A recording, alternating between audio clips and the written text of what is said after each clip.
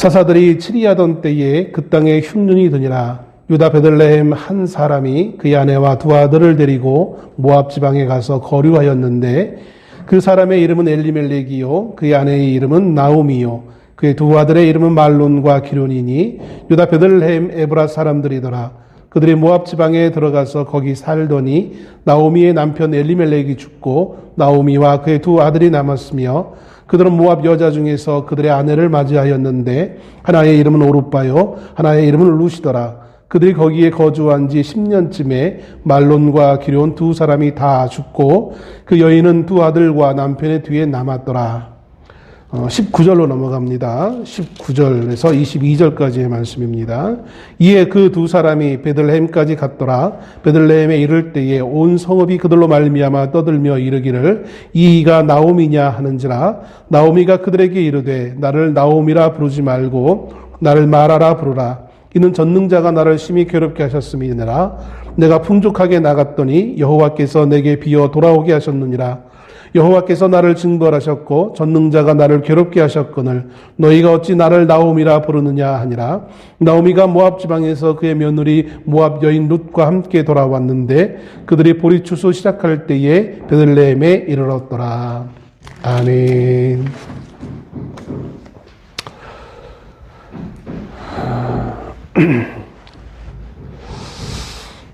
지난주도 그렇고요. 이번 주도 그렇고 나름 예배 새롭게 오신다는 분이 있었기 때문에 말씀을 거기에 좀 맞추려고 좀 준비했었어요. 지난주도 그래서 본의 아니게 그 말씀 그 본문을 선택하게 되었고 오늘도 다분히 그런 면이 없지 않아 말씀이 주어진 것에 대해서 준비했습니다. 그런데 이제 바람 맞았어요. 한 영혼이 하나님 앞에 돌아오는 것이 얼마나 힘든지 겉으로 드러난 현상을 보면 늦잠을 자거나 아니면 갑자기 뭔가 집에 중요한 일이 있었다라고 그래서 그것을 그냥 당연히 그럴 수 있지라고 이해할 수도 있어요. 그러나 거기엔 또 다른 보이지 않는 영적인 전쟁이 우리 안에 있는 것을 보게 되어집니다. 그래서 사단은 계속해서 한 명이라도 하나님의 전에 나와서 예배하는 자들을 방해하기 위해 참 많은 술수를 부리는 것 같습니다. 그런 것을 보면 지금 이 시간 우리 교회뿐만 아니라 우리 대한민국 아니 전 세계에 예배당에 모여서 하나님을 예배하는 많은 사람들은 그 영적 정쟁에서 승리하고 하나님 앞에 섰을 줄 믿습니다.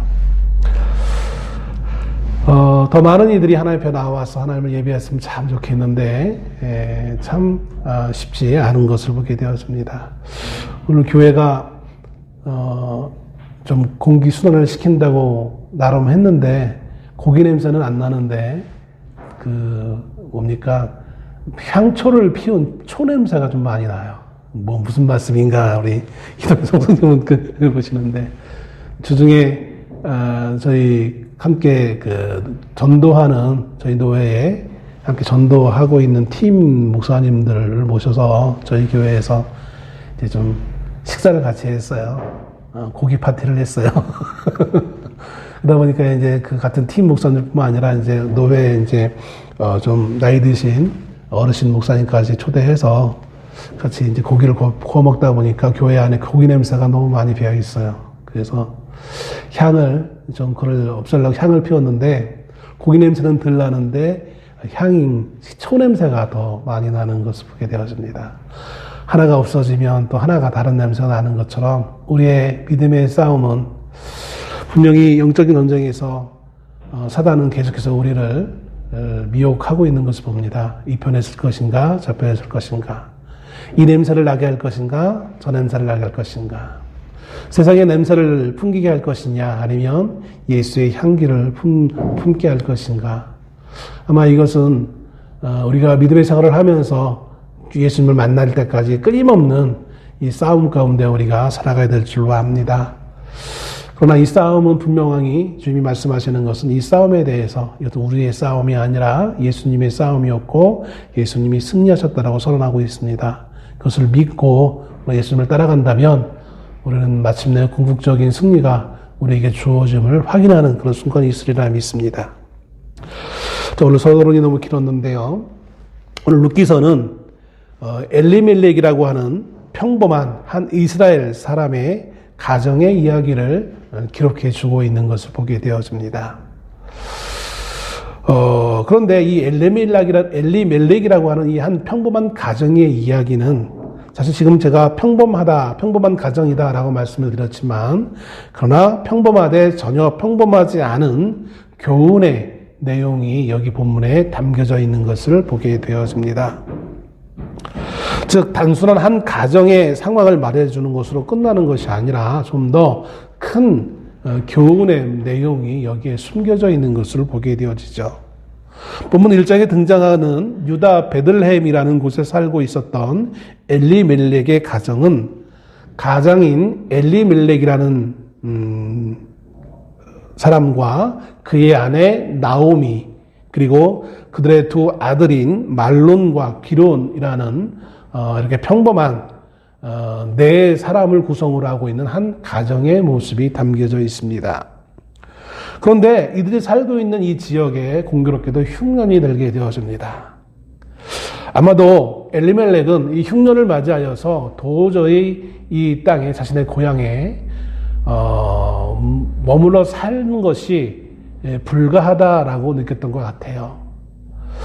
어디까지 어려운 상황이었는지 알 수는 없지만, 아무튼 이 흉년은 한 해 정도 흉년이 아니라, 성경엔 기록되어 있지 않지만 좀 장기적인 흉년이 아니었을까라는 예상을 해보게 되어집니다. 그 근거는 이제 나중에 나오미가 돌아올 때 내뱉는 그 고백 가운데 그걸 엿볼 수 있는 어떤 그런 내용이 숨겨져 있는 것을 보게 되어집니다. 그래서 아마 이 엘리멜렉은 가정의 안전과 가정의 어떤 복됨을 위해서 대단히 큰 결심을 하게 되어집니다. 그것은 이제 자신이 낳고, 아마 그곳에서 낳겠죠. 크고, 그 다음에 한 가정을 이루고 정도로 살았던 그 정든 고향을 떠나는 결정이었습니다. 떠나되 그는 이제 공교롭게도 그가 떠나서 새롭게 이전할 지역을 정한 것은 어디였느냐면 모압이라는 지역을 이제 이전할 지역으로 정하게 되어집니다. 베들레헴은 요단강을, 여러분이 이제 성경 지도에 익숙하진 않지만 요단강을 기점으로 하면 요단강 동편과 서편을 했을 때 요단 서편이 약속의 땅 가나안 땅이었죠.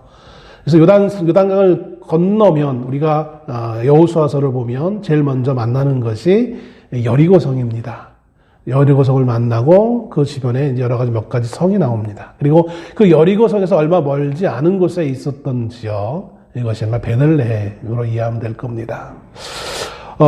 분명히 서편에 있던 이 베들레헴에서 이 모압은 요단 동편이고, 더군다나 우리가 지금도 여러분 잘 모르는, 성경책을 잘 모르는 분들도 사해라고 하면 사해 정도는 한두 번쯤 들었으리라 생각되어집니다. 소금으로 이루어진 호수죠.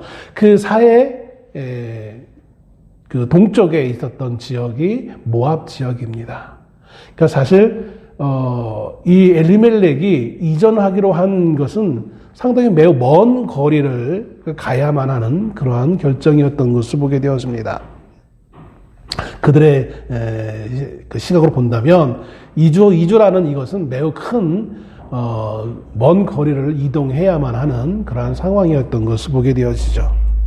여기까지만 놓고 보면, 여기까지 이제 우리가 읽은 1절부터 5절까지 처음에 있는 내용입니다.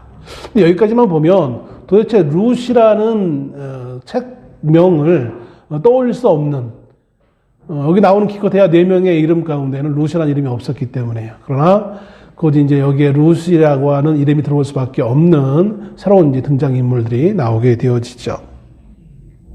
새로운 식구가 추가되어지는데 그것은 두 아들들, 말론과 기론이라고 하는 두 아들의 이제 성장성하였기 때문에 이들에게 이제 배우자를 맞이하게 합니다. 그리고 그 배우자는 새롭게 이전한 그 모압 지역에서, 그럴 수밖에 없겠죠.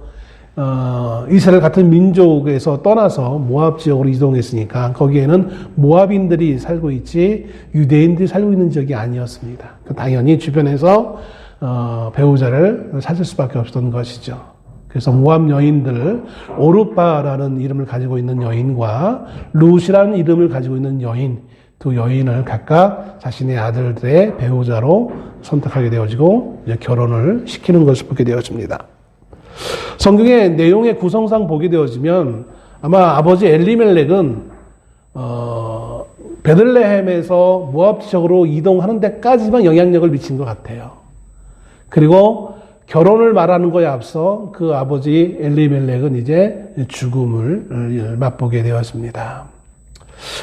왜 죽게 되었는지는 성경에 기록되어 있지는 않으니까 아마 그렇게 많은 나이는 아니었을 것 같아요. 그럼에도 불구하고 그는 그만 낯선 땅에서 그의 삶을 마감하게 되었습니다. 그리고 이제 어머니였던 나오미와 두 아들이 새로운 이제 배우자들을 맞이하여서 이렇게 가정을 이루며 이 모압 지역에서 살게 되어집니다.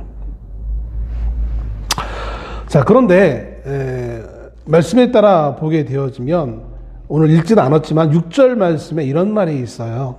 그 여인이, 여기서 말하는 여인이라는 것은 이제 나오미죠. 그 여인이 모압 지방에서 여호와께서 자기 백성을 돌보시사 그들에게 양식을 주셨다함을 듣고 이에 두 며느리와 함께 일어나 모압 지방에서 돌아오려 하여. 그 전에 이거 하나 빼먹었네요. 자, 아버지가 죽고 결혼을 해서 이제 비록 남편은 죽었지만 자식들이 성장하여서 며느리도 맞이하고 그래서 이제 모압 지역에서 정을 붙이고 살만하겠다라고 생각하고 있는 그 와중에 또 다른 비극적인 일이 일어나게 되어집니다. 이것은 뭐냐면 나오미가 이 낯선 땅에서 유일하게 의지할 수 있는 대상이었던 두 아들들이, 장성한 두 아들들이 그만 목숨을 잃게 되어집니다. 자, 어떤 이런 불운한 가정이 있을 수 있을까요? 남편 잃고 두 아들 다 잃게 되어지고 이제 여인들만, 시어머니와 며느리 두, 과부 2대, 그죠? 우리 예전에 보면 과부 2대, 과부 3대 그런 경우도 많이 있었던 걸 보게 되어지는데 과부 2대만 남게 되어진 거예요. 공교롭게도 그때에 이 나오미가 고향 소식을 듣게 되어집니다. 이제 흉년이 들지 않고 표현되고 있지 않지만 아마 풍년이 든 것 같아요. 그 소식을 듣고 굳이 내가 여기서 남편도 자식도 없는 내가 이 낯선 외지인들과 함께 여기에 있을 필요가 뭐 있겠는가. 다시 고향으로 돌아가야 되겠다. 그래도 고향 땅에 돌아가면 누구나 아는 이라도 더 있을 것이고, 그죠? 그래서 돌아가기를 결정합니다. 그것이 무려 고향에서 떠난 지 10년 만에 있었던 사건입니다. 10년 만에 다시 고향으로 돌아가려고 작정을 하고 성경의 내용상 보게 되어지면 출발을 합니다. 며느리를 데리고. 그런데 가는 도중에 얼마 못 갔을 때인 것 같아요. 가는 도중에 가만히 이 나오미가 생각하기를 나야 내 고향으로 가지만 두 며느리들은 이 뭘까라는 생각을 했던 것 같아요.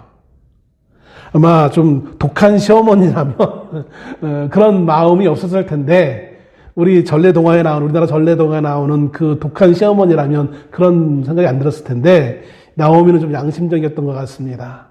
며느리들이 아직 젊은데 이 젊은 며느리들이 굳이 데려갈 필요가 뭐 있겠는가 그러면서 두 며느리들을 갑자기 불러놓고 이제 그들을 설득합니다.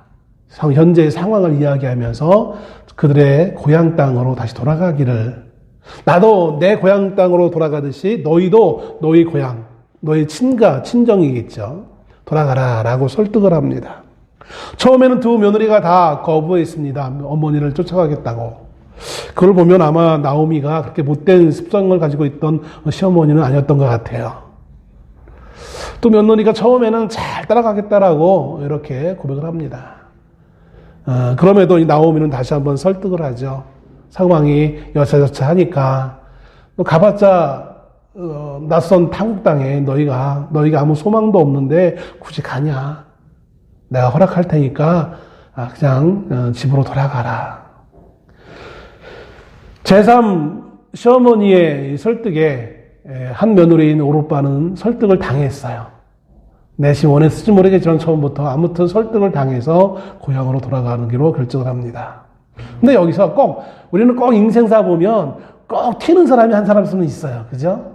꼭 이상한 사람들이 하나 있어요. 남이 앞으로 갈 때 뒤로 가는 사람, 뒤로 갈 때 앞으로 가는 사람이 꼭 하나씩은 있어요. 이상한 사람이. 또 다른 며느리인 이 룻이라는 이 여인은 그래도 참 우리식으로 얘기하면 꼴통짓을 하는 거예요. 이성적으로 보면 꼴통짓이시죠. 아무런 소망이 없다는데도 아니에요. 저는 어머님 따라갈래요. 어머님의 백성이 나의 백성이고 어머니가 믿는 하나님이 나의 하나님입니다.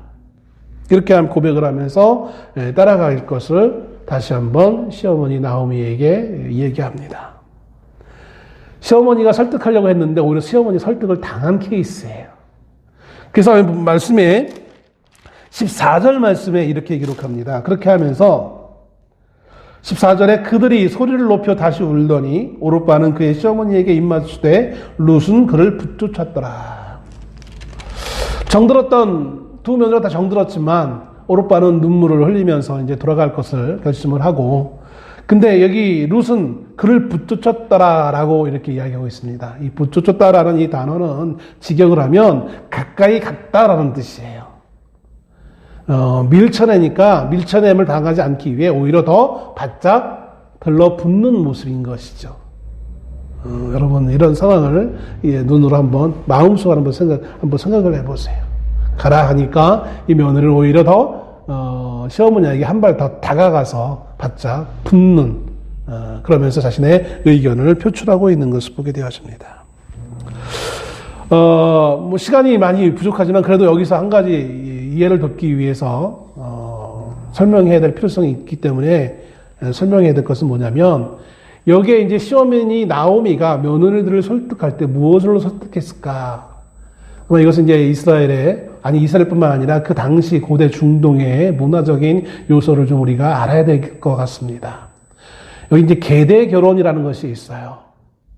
지금의 윤리로 보면 말도 안 되는 이상한 그런 문화라고 할 수 있을 것입니다. 옛날 우리 조선시대 그 성리학자들이 들으면 뭐 노발대발할 그런 내용인데, 그러나 이 중동 지역에는 그런 문화가 있었던 것을 보게 되었습니다.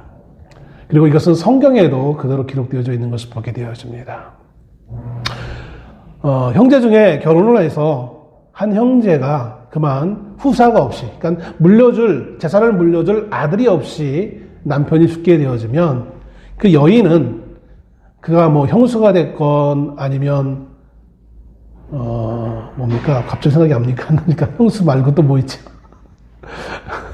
아무튼 뭐 손 윗사람이고 손 아랫사람이건 간에 자녀가 없는 상태에서 과부가 되어지면 죽은 사람의 다른 또 다른 남자 형제 중에 누군가가 그 사람을 아내로 맞아들이는 것입니다. 그래서 첫 아들을 낳아서 그 아들을 자신의 아들로 입적시키는 게 아니라 우리 식으로 하면 호적에 입적하는 것이 아니라 죽은 형제의 그 호적에 자신이 낳게 해준 그 아들을 그 형제의 아들로, 양자도 아니고 이상한 어떤 그들만의 문화적 습관으로 해서 대를 잇게끔 하는 그런 문화가 있었던 것을 보게 되었습니다. 그래서 그 자손들이 그 대가 끊어지지 않고 계속해서 이어질 수 있도록 배려하는 일종의 그런 문화가 있었던 것을 보게 되었습니다. 나오미는 그런데 그것을 얘기하면서, 자 봐라, 내가 너희들 남편이 죽었는데 남편이 없으니까 이제 자녀를 낳을 수가 없잖아요. 유일한 방법은 뭐냐면 시아버지가 살아있어서 시아버지와 시어머니 사이에 또 누군가가 자녀를 낳게 되어지면 그 자녀가 장성하게 되어지면 며느리들을 통해서 이제 그 후사를 볼 수 있게끔 있는데, 공교롭게도 시어머니 나오미에게도 남편이 없어요. 그럼 이제 더 이상 이 집안은 남자가 없기 때문에 이 오르빠와 룻이 계대 결혼을 할 대상자들이 없는 거예요. 그러니 너희에게 무슨 아무런 소망이 없다라는 것이죠. 그러니 돌아가라라는 것이었어요. 그러니까 아무런 소망이 없으니까 돌아가는 것이었어요. 육신의 소망이 없는 거예요. 그러니까 지금식으로 얘기하면 지금은 뭐 오늘날 젊은이들은 비혼주의자들도 많고 자녀를 안 낳겠다고 결심하는 사람들 많기 때문에 이해할 수 없지만 그때 당시의 문화에 있어서는 여성들에게 소망은 뭐냐면 자녀가 있는 거예요. 아들이 있어서 대를 잇게끔 하는 것이 여성들의 소망이고 그것이 그들의 사명으로 알고 있던 그런 시대였어요. 근데 그 소명을 이룰 수 없는 소망이 완전히 끊어진 상태에 있는 것이죠. 그래서 나오미는 정식으로 오르바를 이제 이런 거예요. 너를 우리 집의 며느리에서 사하노라. 그래서 보내주는 거예요. 그러나 롯은 이제 따라가게 되었습니다. 자, 여기까지만 놓고 보면 우리가 이제 이 룻기서를 보면서 많은 목사님들이 이 룻기를 설교하시면서 이 오르바의 어떠한 그런 어머니의 백성이 나의 백성이고 어머니의 하나님이 나의 하나님이라는 이 고백이 매우 아름다운 고백이에요.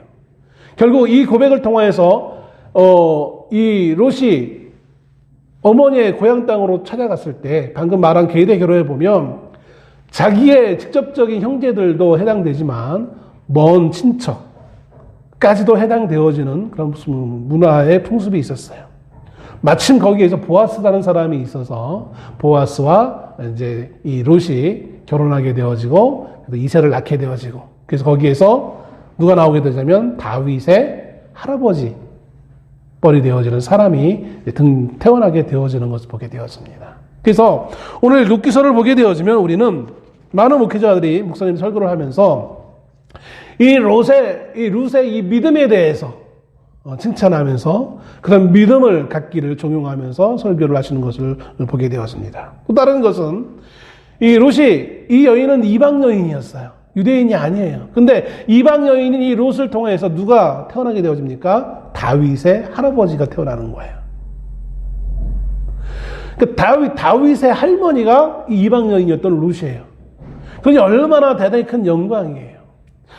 성경의 구속사적인 관점에서 다윗이 등장하게 되어지는 하나의 단초가 되어지는 역할을 했던 룻. 그렇기 때문에 마태복음에도 보면 마태복음의 예수님의 족보에 보면 여인이 딱 5명이 등장하는데 그 중에 한 명이 바로 이 룻이 나오는 것을 보게 되었습니다. 얼마나 큰 영광이겠습니까? 그러니까 구속사적인 관점에서 본다면 그런 관점에서 이렇게 설교하시는 부분들이 있는 것도 보게 되었습니다.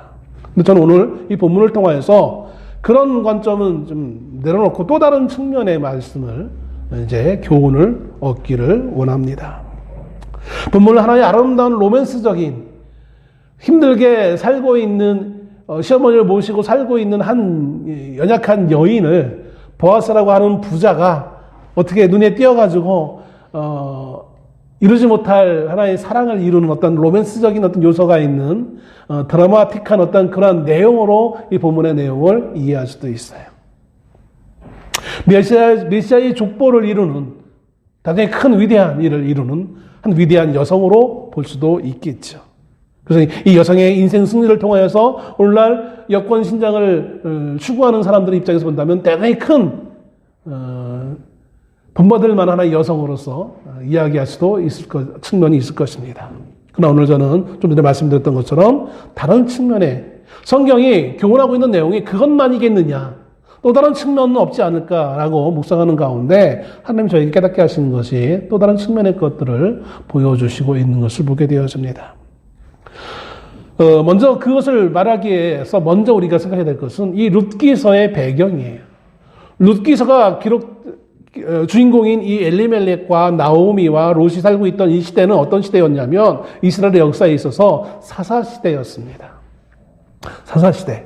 이 말은 아직 왕이 없는 사사라는 직분자들을 세워서 하나님이 그때 필요할 때에 이스라엘의 필요를 채우시고 다스리게 했던 그런 시대였습니다. 사사시대를 배경으로 하고 있는 이 한 가정의 이 가정사는 그렇기 때문에 하나의 가정의 가정사로서 끝나는 교훈이 아니라 이 엘리멜렉의 가정을 통해서 하나님은 이 사사시대 전체, 이스라엘 전체의 어떤 상황을 상징적으로 우리에게 교훈하고 있다는 것입니다. 작게는 개인적으로는 엘리멜렉이라는 한 사람의 가정의 이야기지만 좀 더 이걸 크게 놓고 보면 이것은 하나의 가정의 이야기로 끝나는 것이 아니라 바로 이스라엘이라는 하나님의 믿음의 공동체의 모습을 하나님이 하나의 상징적으로 이렇게 설명해 주고 있다고 볼 수 있다는 것이죠. 이스라엘은 모세를 통하여서 애굽에서 나오게 되어집니다. 하나님이 세우신 지도자였죠. 그리고 그가 마지막 순간에 약속의 땅에 들어가지 못하고 그의 후계자인 여호수아가 이제 민족의 지도자가 되어져서 가나안 땅에 입성하여서 정복 전쟁을 하게 되었습니다. 하나님은 분명히 이 약속의 땅을 너희들에게 주셨다라고 말씀하셨어요. 그리고 실제로 많은 부분을 이 땅을 차지하게 되어집니다. 그런데 문제는 하나님은 분명히 그 약속의 땅 전체를 허락하셨는데 성경의 여호수아서를 보면 곳곳마다 그들이 차지하지 못한 땅에 대해서 하나님이 이렇게 지적해 놓고 있어요. 마치 우리가 군대식으로 보면 지뢰를 설치한다고 하죠. 곳곳에 적군을 막기 위해서. 그런 것처럼 곳곳에 이스라엘 백성들이 차지하지 못한 땅에 대해서 하나님 언급하고 있어요. 그건 뭐냐면 하나님이 아쉽다라는 거예요. 왜 이들은 그 땅을 차지하지 못했을까? 세상적인 시각으로 본다면 이유는 있어요. 이스라엘이 싸워야 될 몰아내야 될, 퇴치해야 될 그 이방 민족은 너무나 강했어요. 최첨단의 무기를 가지고 있었어요. 우리가 저들과 싸울 수 없을 정도로 너무나 강한 민족이었어요. 그래서 도무지 싸울 엄두를 내지 못했다라고 너무나 당연한 이유를 대고 있습니다. 그런데 성경은 이스라엘 백성들이 고백하고 있는 그 너무나 당연한 이유 외에 진짜 이유를 말하고 있는데 그게 뭐냐면 그들이 하나님의 약속을 믿지 않았다라는 것입니다. 표면적인 이유는 저들이 강하고 우린 약하기 때문이라고 말하지만 실제적인 하나님이 평가하는 그 기준은 그들이 믿음이 없었다라는 거예요. 우리가 인생을 살아가면서 세속적인 타당한 이유를 많이 제시를 합니다. 왜 당신은 믿는 자로서 그렇게 살지 못했습니까? 라고 했을 때 타당한 이유를 다 댈 수 있어요. 근데 그거는 세상적인 관점에서 말하는 것이고 누구나 다 공감할 수 있는 것이고, 그러나 그것이 하나님의 전 앞에 가서 하나님의 그 나라에 가서 하나님 앞에 가서 그것을 얘기했을 때 하나님이 그것을 그래 너 힘들었겠네 인정하시겠느냐? 그렇지 않다는 거예요. 뭐라고 말씀하시냐면 믿음이 없었다라고 평가하실 부분이 너무나 많이 있다라는 거예요. 실제로 우리가 감당할 수 없기 때문에 못하는 것도 있겠죠. 그런데 대부분의 것들은 우리의 믿음의 부족이라는 것이죠. 아니, 믿음의 부족이라기보다는 순종하지 않았다라고 하고 있어요. 믿음의 부족이라면 마치 내가 실력이 없어서라고 얘기할 수 있을 것 같아서 자, 이거를 좀 다르게 표현하겠습니다. 순종의 부족이었다라는 거예요. 이거를 말씀드리기가 너무 시간이 많이 필요하기 때문에 이 믿음과 순종의 부분은 좀 넘어가기로 하는 걸로 하고요. 순종하지 못한 그들의 모습이었어요. 왜 순종하지 못했을까요? 현실의 문제들 때문에. 현실에 보여져 나타난 눈으로 보이는 그것 때문에 순종하지 못했다라는 것이죠. 이것이 오늘 본문에 어떤 것과 연관이 되어집니까? 오늘 하나님이 약속의 땅으로 이스라엘 백성들을 이끄셨어요. 그 약속의 땅에 이들은 있어야 되는 거예요. 어떤 일이 있더라도 이들이 거주해야 될 공간은 바로 이 약속의 땅이에요. 이 약속의 땅에 그들만의 믿음 공동체로 하나님 앞에 하나님을 섬기며 있어야 되는 거예요. 하나님의 손길을 기다리면서. 그런데 이 엘리멜렉이 어디를 선택했습니까? 무엇을 선택했습니까? 그 약속의 땅을 포기하고 모압 땅으로 가기로 결정하게 되었습니다. 모압이라는 것은 신명기 15장의 말씀에 보면 15장 3절로 4절 말씀에 보면 하나님께서 모압과 암몬은 영원토록 이 이스라엘의 총회에 들어가지 못하도록 받아들이지 말라고 명령하셨던 것이 이 모압과 암몬이에요. 여호와의 총회라는 건 하나님의 그 모임, 하나님의 백성의 모임을 얘기합니다.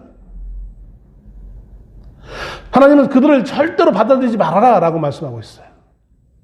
그것은 그들이 이스라엘 출애굽 당시에 이스라엘을 방해했기 때문에 그래요. 하나님이 계획하신 일을 방해하려고 했던 발람과 발락이 모압 사람들이에요. 그래서 하나님이 그들의 그 계책 때문에 이스라엘이 하나님 앞에 범죄하게 되어지고 하나님이 그거에 매우 노여워하셨던 기록이 있는 것을 보게 되어집니다. 하나님이 금지한 그곳에 누가요? 하나님의 백성이 그걸로 현실의 문제 때문에 이주하는 결정을 하게 되어집니다. 이것이 가나안 땅을 완전히 정복해야 될 이스라엘 백성들이 현실의 문제 때문에 불순종한 모습과 오버랩 될 수밖에 없다는 것이죠. 하나님은 우리에게 이 세상 나라를 허락하셔서 믿음의 백성으로 온전히 믿음을 지키며 살아가기로 하나님 우리에게 명령하셨어요.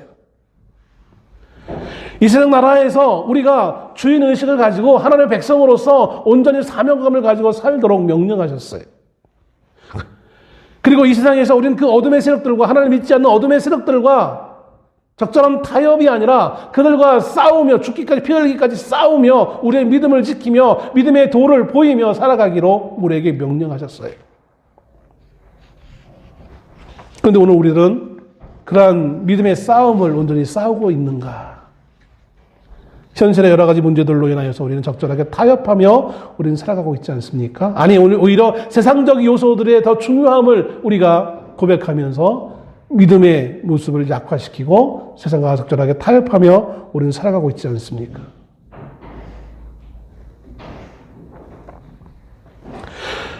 자, 이러한 가운데 엘리멜렉은 떠났다가 그래서 이제 목숨을 다하게 되어지는 것이죠. 또 한 가지 여기서 본문에서 중요한 사항은 뭐냐면요.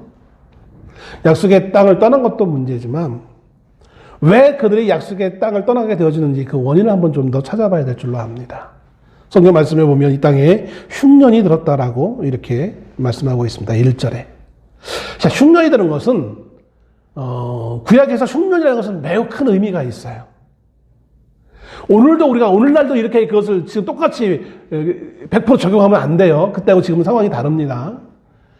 흉년은 왜 들게 되어집니까? 여러 가지, 몇 가지 이유가 있을 수 있겠지만 가장 큰 이유는 비가 내리지 않기 때문에 흉년이 드는 거예요.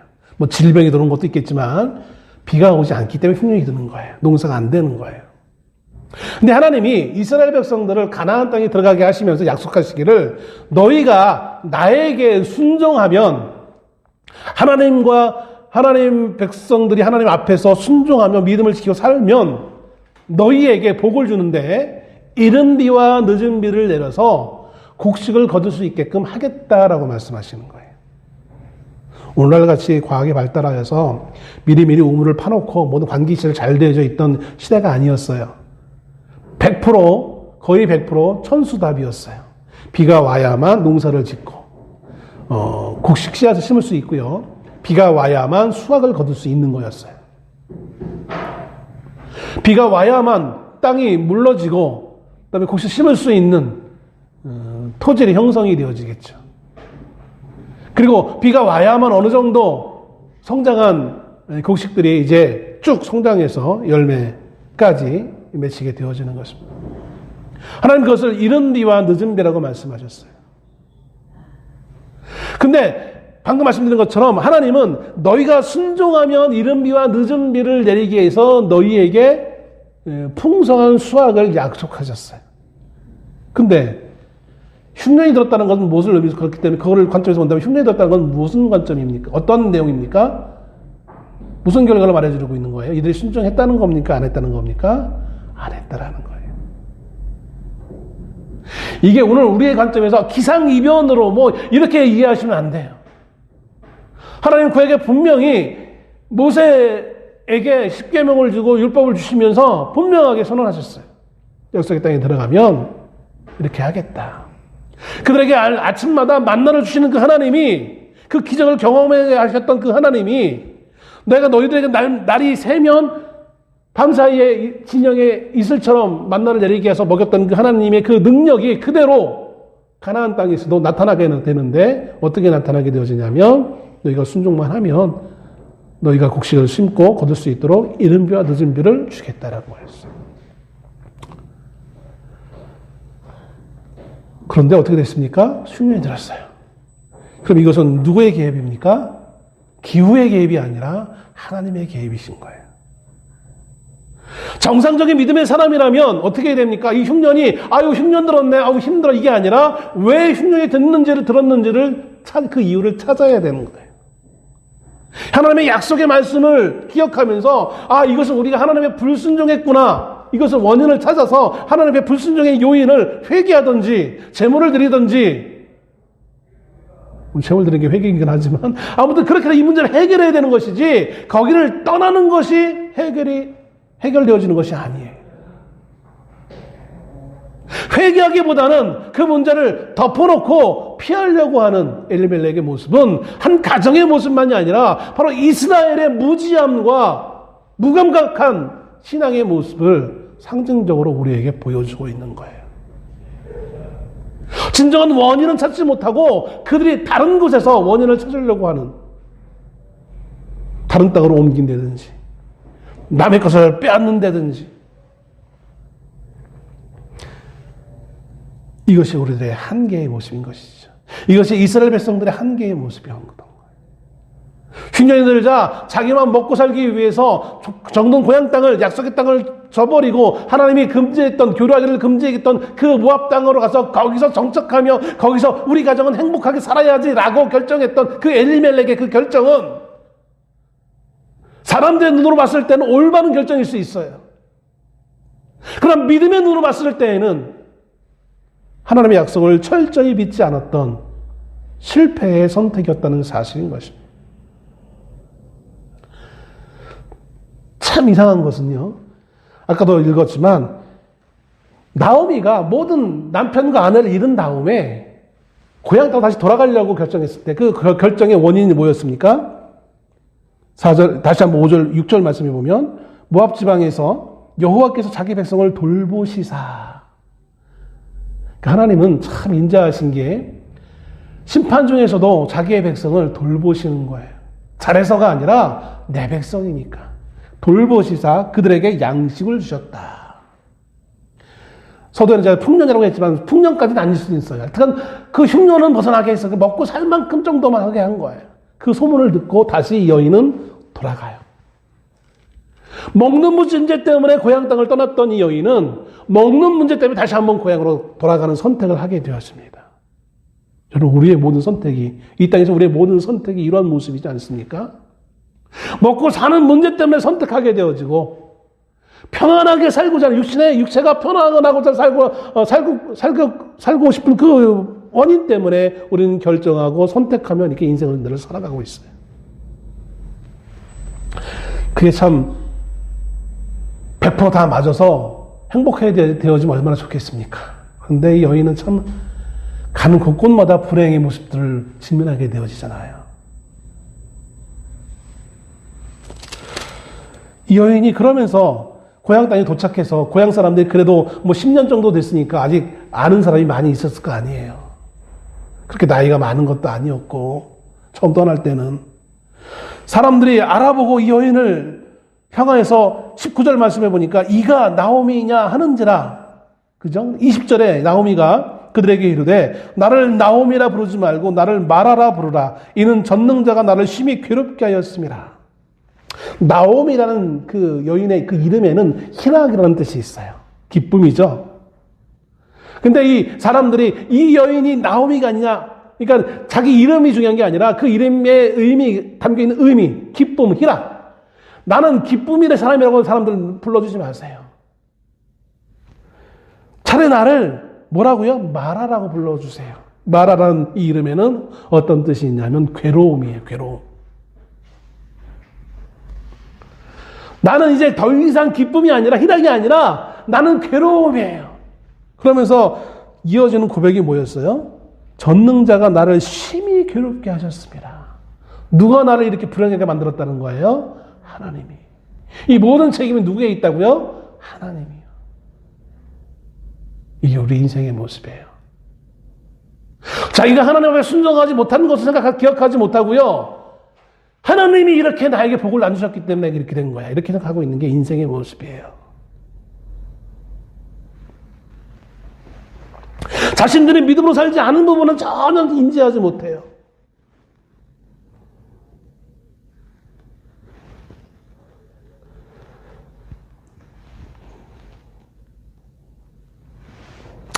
21절 말씀에 내가 풍족하게 나갔더니, 저는 이 풍족하게 나갔더니를 한번 묵상해 봤어요. 무슨 의미일까? 두 가지 의미가 있을 수 있어요. 하나는 이 풍족의 의미를 가정의 풍족으로 이해할 수 있어요. 남편과 두 아들들, 그죠? 우리 어르신들 보면 그러잖아요. 이렇게 아들들, 이렇게 예전 어르신들은 어머니가 아들들 둘 이렇게 정도 이렇게 큰 장성 아들 데리고 다니면 아이고 듬직하네, 이렇게 듬직하겠다, 이렇게 말씀하셨어요. 그죠? 그런 말씀 분들이 많이 있었어요. 그 풍성을 어떤 사람의 구성원의 풍성함으로 이해할 수 있어요. 나갈 때는 남편과 두 아들이 다 있었잖아요. 근데 돌아올 때는 과부가 되어져서 돌아왔단 말이에요. 그런 의미에서의 풍족에서 이제 상실을 말하는 것일 수 있을 수도 있어요. 근데 저는 그거보다는 이 풍족은 말 그대로 물질의 풍족을 의미한다라고 보여져요. 물질의 풍족. 비록 흉년이 들어서 이주할 수밖에 없었지만 그건 나름 이들이 원래 어렵게 살던 사람이 아니었던 거예요. 정말 먹고 살기 힘들어가지고 아무 일도 못해서 이주한 것이 아니라 그냥 형편에 좀 불행해짐, 좀 불편함 때문에 이주했던 거예요. 뭐라도 있어야 이민을 가죠, 그죠? 물론 예전에는 그렇지 않은 분들도 있다고 했지만, 뭐라도 이주하려면 뭐라도 있어야 가서 할 수 있는 거죠. 마치 예수님의 그 예화에 나와 있던 그 두 아들 가운데 둘째 아들이 아버지 재산을 가지고 사업을 하러 갔던 것처럼, 많은 거를 가지고 나갔는데, 많은 것이라고 살짝 어느 정도 가지고 나갔는데 지금 아무것도 없이 무일푼으로 돌아왔다라는 거예요. 그러니까 어떻게 보면 이 엘리멜렉이 선택한 이 선택은 배부른 선택이었던 것일 수도 있어요. 좀 더 인생의 풍요로움을 어느 정도 있지만 더 큰 부자가 되기 위해서, 더 근심하고 걱정하지 않는 모습을 살기 위해 선택했던 거예요. 오늘 하루 밥 벌어 먹으면 됐지 무슨 더 큰 욕심이 필요한가? 현대인들은 그것을 부정적으로 볼 수밖에 없겠지만 성경의 뉘앙스는 그래요. 성경은 그렇게 말하고 있어요. 남는 것은 오히려 가난한 자들을 위해 사용하라라고 말하고 있어요. 축적하지 말고. 여인은 모든 그 책임을 하나님께 돌리고 있습니다.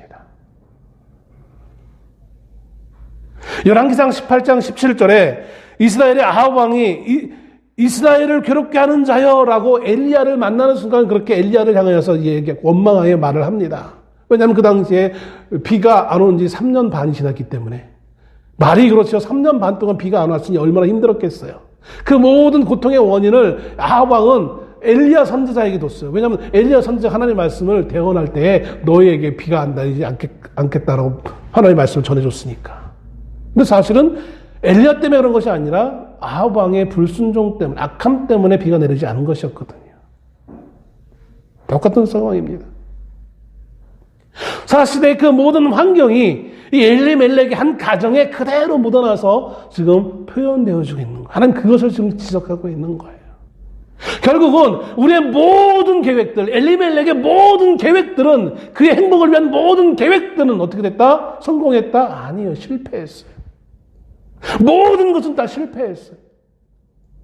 그러면 모든 것 실패했으니까 그러면 절망적이고 아무런 희망이 없느냐? 아니에요. 거기에 새로운 희망을 하나님 주십니다. 뭐예요? 롯을 통하여서 다윗의 가게를 잇게 하시는 모습을 통하여서 새로운 하나님이 허락하시는 희망을 보게 하십니다. 성경이 우리에게 말하고 있는 것은 우리가 만드는 희망이 아니라 하나님께서 우리에게 주시는 희망에 대해서, 그 소망에 대해서 우리에게 말해주고 있는 거예요. 우리가 만든 희망이 아니라 하나님이 우리에게 주시는 소망을, 하나님이 이렇게 하시겠다는 그 소망을 우리에게 증거로 이렇게 기록해서 기록으로 보여주고 있다는 것이죠. 우리의 모든 노력이 실패했을 때 절망하고 모든 것이 이제 끝난 걸로 비칠 수밖에 없는 상황 가운데 새로운 희망의 소식들이, 소망의 소식들이 이제 싹트기 시작하는데, 그것이 바로 하나님에 의한 하나님의 역사하심을 통한 새로운 소망이 우리에게 주어짐을 분명히 말해주고 있습니다. 하나님의 섭리하심과 하나님의 다스림 속에서 하나님의 나라는 계속해서 지속되어지고 있는 것을 보게 되었습니다. 우리의 실패가 완전한 실패로 끝나는 것이 아니라 하나님은 하나님의 계획 가운데 하나님의 나라의 새로운 역사하심을 통하여 지속시키고 있는 것을 보게 되었습니다. 그 은혜가 오늘 저와 여러분의 개인과 가정과 또 교회와 이 나라를 통해서도 충분히 주어지고 있음을 믿으시기를 바랍니다. 내가 실패했다고 해서, 내가 계획하는 것이 무너졌다고 해서 모든 것이 끝나는 것은 아닙니다. 내가 열심히 잘 계획했기 때문에 이루어지는 것도 결코 아닙니다. 우리는 하나님의 약속하심을 믿고 하나님의 섭리하심, 다스리심 가운데, 소망 가운데 하루하루를 하나님을 찬송하며 살아갈 수 있는 우리가 될 수 있기를 소원합니다. 그럴 때 하나님이 예비하셨던, 우리가 알지 못했던 새로운 그 길을 이어셔서 우리에게 하나님의 나라를 밝히 보여주시리라 믿습니다. 기도하겠습니다.